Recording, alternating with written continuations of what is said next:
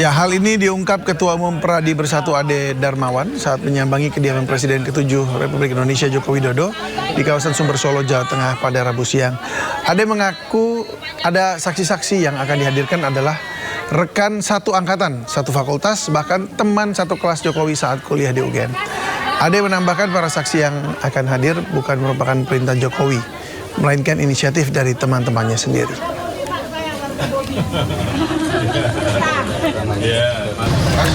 Teman-teman Bapak kompak untuk memberikan keterangan yang lebih kompak. Dan tentunya apa yang diberikan keterangan di penyidik sampai pengadilan, itulah yang akan kita sampaikan. Bahwa hal ini kan kita lihat betul-betul terjadi storyteller yang ditata rapi. Seolah-olah Pak Jokowi adalah seorang yang tidak berkuliah lah.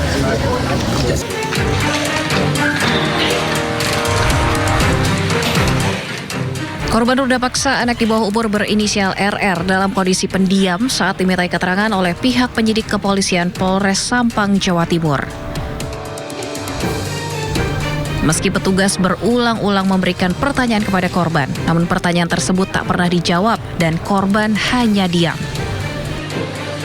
Polisi berencana membawa ke psikiater di RS Bayangkara, Surabaya guna mengetahui kondisi mental korban pasca terjadi kasus pencabulan yang dilakukan oleh 27 pelaku di 3 lokasi berbeda. Setelah itu kita bawa ke rumah sakit Bayangkara, tapi hasilnya belum turun. Apakah dia keterbakan mental atau untuk sejenisnya itu kita belum tahu persis. Karena kondisinya memang dia orangnya kalem sekali. Artinya dia nggak banyak bicara diam. Kasus ruda paksa yang dialami korban terbilang keji hingga ia membutuhkan waktu lama untuk pemulihan trauma. Saat ini Polres Sampang masih terus memburu 14 tersangka, di mana 13 diantaranya sudah berhasil diamankan. Dari Sampang, Jawa Timur, Fatur Rahman, iNews melaporkan. Seorang dokter residen anestesi ditemukan tidak bernyawa di semak-semak samping RSUD Tengku Rafian, Siak, Riau. Polisi masih menyelidiki penyebab kematian yang diduga tidak wajar ini. Sesosok jasad pria ditemukan di semak-semak tepat di samping RSUD Tengku Rafian, Siak. Korban diketahui merupakan seorang dokter residen spesialis anestesi yang tengah menjalani pendidikan dan bertugas di rumah sakit tersebut. Saat ditemukan korban dalam kondisi terlentang dan masih mengenakan pakaian rapi serta tas yang tidak jauh dari lokasi. Polisi kemudian mengevakuasi jasad untuk diperiksa lebih lanjut termasuk penyebab kematiannya. Polisi juga telah meminta keterangan dari sejumlah saksi. Olah TKP tadi kita temukan barang-barang milik korban masih ada, dan kemudian dari olah TKP tadi belum ditemukan adanya tanda-tanda kekerasan. Untuk itu jenazah sudah kami kirim ke Rumah Sakit Bayangkara untuk dilakukan otopsi. Penemuan jasad dokter ini berawal dari laporan istri korban yang melaporkan suaminya yang tak kunjung pulang dan ponselnya yang tidak aktif. Dari Siak, Riau, Eli Suwanti, iNews melaporkan.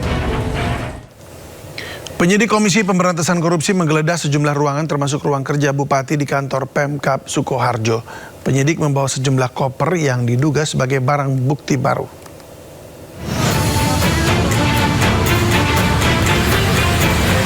Komisi Pemberantasan Korupsi kembali menggeledah kantor Bupati Sukoharjo dan sejumlah ruangan di lingkungan pemerintah Kabupaten Sukoharjo. Selain kantor Bupati Sukoharjo, penggeledahan juga dilakukan di Gedung Menara Wijaya, Gedung Kantor Dinas Pekerjaan Umum dan Penataan Ruang atau DPUPR, serta Gedung Badan Pengelolaan Keuangan Pendapatan dan Aset Daerah atau BPKAD. KPK mengamankan 3 koper dari penggeledahan ruangan kantor Bupati. KPK juga membuka segel sejumlah lokasi agar bisa mencari tambahan barang bukti. Totalnya ada berapa koper, Pak Aris? Itu Saya nggak tahu ya, karena yang saksinya kan beda-beda. Saya standby di sini. Tapi sepertinya memang mau ke sana itu tadi bawa koper gitu loh. Tapi dapat barang bukti atau enggak kan? Bisa tadi kopernya kosong atau. Dari jam berapa tadi? Tadi saya terima dengan Pak. Penyegelan sudah lepas Pak, itu sudah bisa digunakan atau? Sudah. Intinya tadi. Sudah bisa digunakan. Iya, pesan saya Pak, ini ruang sudah selesai, bisa dibersihkan, bisa digunakan.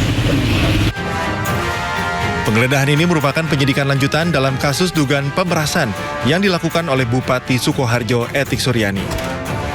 Dari Sukoharjo, Jawa Tengah, Dia Sintia, iNews melaporkan. Terdakwa Tifauzia Tiasuma alias Dr. Tifa hari ini kembali menjalani sidang kasus ijazah Jokowi di Pengadilan Negeri Jakarta Timur. Ya, agenda persidangan adalah eksepsi atau tanggapan oleh jaksa penuntut umum. Pembacaan eksepsi ini merupakan tanggapan nota keberatan dari Dr. Tifa yang dibacakan pada persidangan sebelumnya. Dr. Tifa mengajukan eksepsi terhadap surat dakwaan yang dibacakan JPU. Ia menilai objek dakwaan terhadap dirinya dan Roy Suryo keliru. Terkait hal ini, jaksa meminta agar majelis hakim menolak seluruh pembelaan Dr. Tifa. Begini ya, teman-teman semuanya, saya ingin mengingatkan kepada semua masyarakat Indonesia bahwa seseorang bernama Joko Widodo itu sudah menjadi pejabat publik sejak tahun 2005 ketika menjadi wali kota 2 kali, kemudian menjadi gubernur DKI Jakarta, kemudian menjadi presiden 2 kali. Nah, apakah Anda ingat kapan pertama kalinya Joko Widodo itu mengaku bahwa dia lulusan dari UGM? Itu tahun 2017. Jadi pada waktu beliau itu menjadi wali kota, tidak pernah ada satu kata pun yang menyatakan beliau adalah lulusan UGM, ya. Dan kemudian tidak ada cerita ada pernah reuni, tidak pernah ada cerita membawa teman-temannya ke Balai Kota Lojigandrung Solo, ya. Termasuk juga ketika beliau menjadi gubernur 2 tahun. Tidak pernah ada cerita beliau bikin reuni dan sebagainya. Baru pertama kali kita tahu dari acara reuni tahun 2017 UGM itu ketika seorang bernama Bambang Tri yang membuka kunci kotak Pandora itu dihukum 5,5 tahun di tahun 2016. Nah, sejak itu peristiwa ini bergulir. Nah, jadi ya saya ingin sampaikan ya bahwa yang bersangkutan itu ya di luar dari perkara yang kemudian dia laporkan, beliau tidak pernah ya, sungguh pun sudah menjadi pejabat publik selama 10 tahun, tidak pernah mengakui lulusan UGM, tidak pernah datang ke UGM, dan tidak pernah diundang oleh UGM. Itu adalah sebuah ketidaklaziman pada kampus kami UGM. Karena kampus UGM, kampus saya, itu sangat bangga dengan lulusan-lulusannya yang berhasil atau dianggap berhasil. Apalagi ini pejabat publik, apalagi ini adalah wali kota, gubernur, apalagi bahkan presiden. Tapi UGM sama sekali tidak pernah mengundang secara formal, secara resmi. Bahkan pada acara yang setiap tahunnya kami semua alumni UGM itu hadir, yaitu pada acara Dies Natalis, ya, di mana kita itu melakukan perjalanan dari kampus UGM pertama, itu selalu ada napak tilas, itu selalu ada pejabat-pejabat. Contoh seperti Pak Ganjar Pranowo selalu hadir setiap tahun, tapi saya, Anies Baswedan, selalu hadir setiap tahun. Demikian juga dengan saya dan Mas Roy, Pak Mahfud MD, jadi semua. Tapi tidak pernah kami melihat ya Joko Widodo ikut satu kali pun dalam acara Dies Natalis tersebut, ya. Nah, jadi kemudian yang paling penting tadi sudah disampaikan pada perkara ini ya, pada sidang hari ini yang paling penting sebetulnya adalah sesi yang terakhir ya teman-teman ya, masyarakat Indonesia. Anda semua bisa melihat betapa enggannya, betapa tidak maunya jaksa penuntut umum menyerahkan berita acara BAP dari ahli ya sebanyak 26 orang ahli yang dihadirkan oleh Polda Metro Jaya. Padahal 26 ahli itu resumenya ada, tetapi di BAP mereka tidak ada. Ini sudah sidang ketiga. Karena seharusnya sebelum sidang berjalan, pada sidang pertama, itu BAP sudah diserahkan kepada kami, lengkap. Selengkap BAP yang diterima oleh hakim.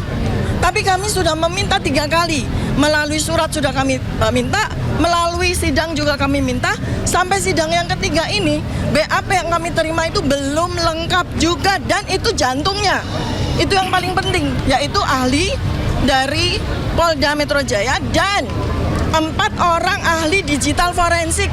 BAP-nya tidak kami. Sebanyak 15 teman masa kuliah Presiden ke-7 Republik Indonesia Joko Widodo akan dihadirkan menjadi saksi di persidangan kasus ijazah dengan terdakwa Roy Suryo dan Dr. Tifa.